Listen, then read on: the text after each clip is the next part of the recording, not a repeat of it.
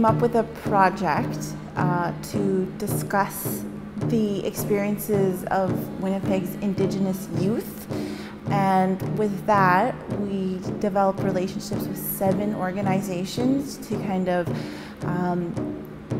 mirror the idea of the 7 sacred laws. Sarasvati Productions has begun the process of creating reconciliation through theater. Their plan is to provide Indigenous youth with artistic outlets to learn, reconnect, and express their stories, thoughts, and feelings. We were working with Children of the Earth High School, with Marymount School, the Knowles Centre, Indigenous Leadership Development Institute, Inc., Manitoba Youth Centre, as well as Wabung, and Nidinaway Drop-In Centre for Youth as well. Getting local Indigenous artists and creators to mentor youth has been a key factor throughout the project.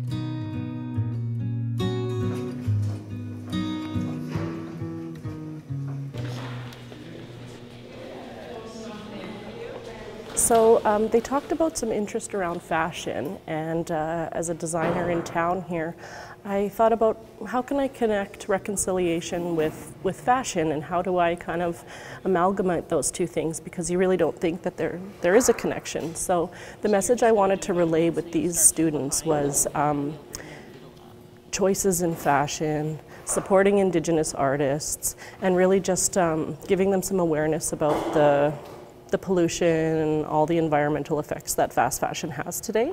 So yeah, that was kind of my connection. I gave them a list of Indigenous designers to, hopefully follow, possibly, support in the future.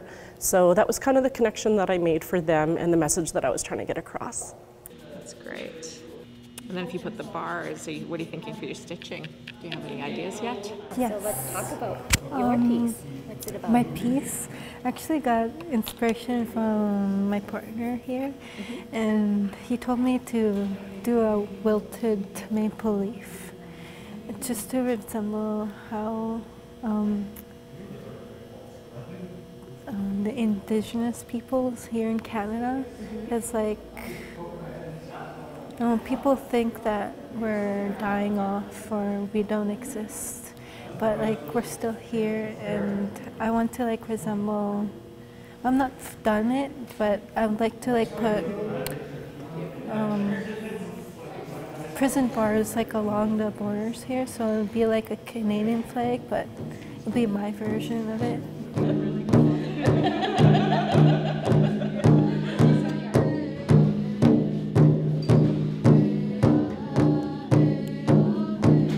First of all, these kids are so talented, it's unbelievable. The messages that they're relaying, it just blew my mind these last 2 days. So I'm really excited to see how they utilize it in the final public production. We're going to stitch them all together today, and then I think as they decide, the other organizations, what they produce, then they'll kind of figure out how it'll be used in the final production. But I'm really looking forward to, I'll be there for sure. Pieces of a larger story are being created all over the city, all to be woven together in a final theatrical production in spring of 2020. Here's the scissors, so just cut long big. Well, right now I'm doing a star collage. I chose the star collage because I like the idea of putting diamonds together, bringing things together, working in a group, and I wanted to create something really beautiful. Many of these kids that come in here, they are exposed to quite a bit of abuse and neglect, and I don't think anything says resilience than the kids that come in here, and every day, despite everything they've gone through, and they still come in every day. So there's a lot of hope, a lot of strength and courage. So what we decided to do was a little bit of epoxy resin work. So I gathered some local flowers and we pressed them and dried them. And they went around the neighborhood and collected some little rocks or pieces of glass, something that signifies their place in the North End. And then we stuck it in these little molds and put the epoxy in, and luckily it dried. So today we're just making some keychains or necklaces. So what about this project though? How's it been for you? It's been good, you know. It's been, you know, keeping me out of trouble, keeping me busy. Yeah. Okay. What color do you want? What I always want is just to relax and have fun making art. But we did have a theme to work with about the experience in the North End. So when we're relaxing and having those moments, we throw in some conversation about their lived experience here. I like to see kids talk openly about what they're going through.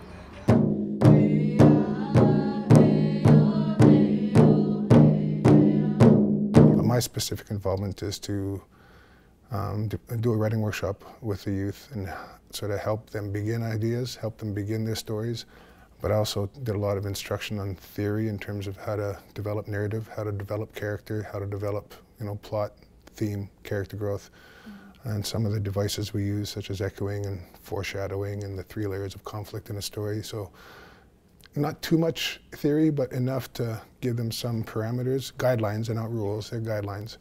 And then just the first day we developed some ideas collectively as a group, which wound up being pulled right from their experiences. Reconciliation is the overall theme of the whole project, so we discussed that in abstract terms initially. Storytelling is a huge part, because I kind of think of it as like in a space, in a room. So this room is all about truth, and then you've got other rooms going off, and off of that room of truth is reconciliation. Well, if you don't walk through the truth, you're never going to get to the door for reconciliation. I think art is really important and almost gets overlooked when it comes to building leadership capacity, professional development, communication skills, all those things. When you think of First Nations governance, that's some of the key roles and experience that you need to acquire over time, and art is something that really would add to it all. I think there's something there. It really launched me into my career. I find the project very exciting that the youth are getting to have this kind of guidance and direction at this time in their life. I think it's very important, and it should be available to all kids. We're here at Wabung, and it's a community organization, and we work together with some of the young women who come through the drop-in center, and we created this tree. We actually went out and foraged this tree. Maybe that shouldn't be on TV, I don't know.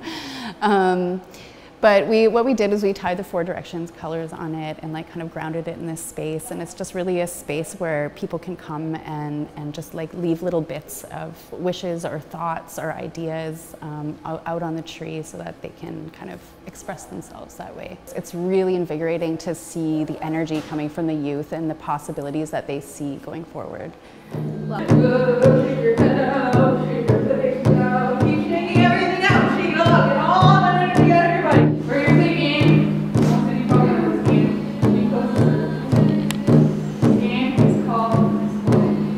In general, I'm a shy person, but I do like drama and acting.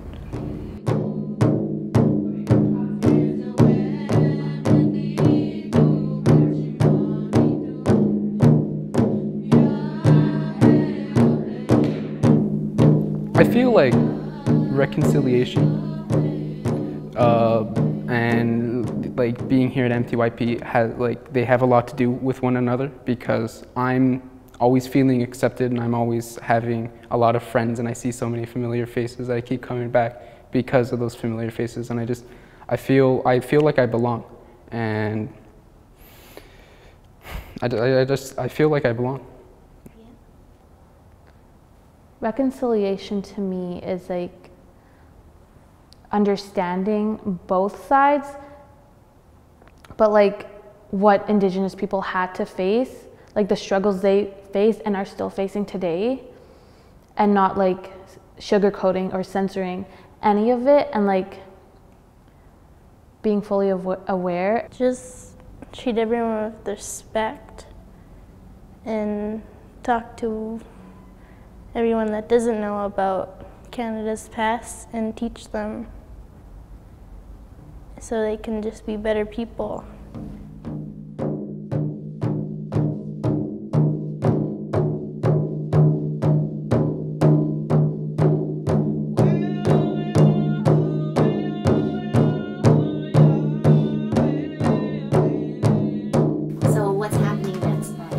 What are the next steps? So the next steps is an interactive event at the Forks. There's going to be a youth-led promenade. Following that, we're going to have the performance of Song of Daywin, sorry. And then after, we're going to do a conversation circle, which we hope to get the youth involved with the elders and just create a community event with Song of Daywin. Do you know what's that's going to be about a little bit? Or? Well, Song of Daywin right now, it's a whole experience that's coming together, especially with the performance. I myself, we're just kind of figuring out, how is this all going to work? How is this all going to come together? We have a whole bunch of youth stories. And right now our writers are compiling that into the script, which is Song of Daywin. And it's really a chance for the youth to get their voice out there, what reconciliation means to them. There's going to be singers, dancers, performance through the script. And really it's just a chance for the youth to get their voices heard.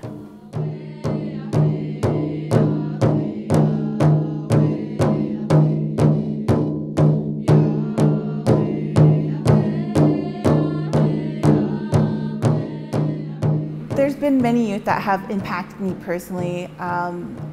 Just hearing about their experiences and their life, and I've overall taken away from this project and the youth is that the Indigenous youth of Winnipeg are ready to reconcile. They want a place to learn and speak and forgive. And forgiveness was a big thing for me. As growing up as an urban Indigenous youth myself, I was angry. I'm still quite angry. And hearing that kind of forgiveness come from the youth was very eye-opening for me, and it gave me a lot of hope. When I was invited, I said, okay, well, I'll come do it because it's an important thing, like it's that reconciliation, right? And that residential school. I've been to other places like Toronto, Montreal to meetings to try and support. I just couldn't do it because of the horrific stories. So listening to these younger generation here, they're so brilliant, they're so sharp. Like we didn't have that when we were young. And just listening to them, I was just amazed. Like I told them, I said, you know, you're our future. And you're the ones who's going to hopefully change this world for better.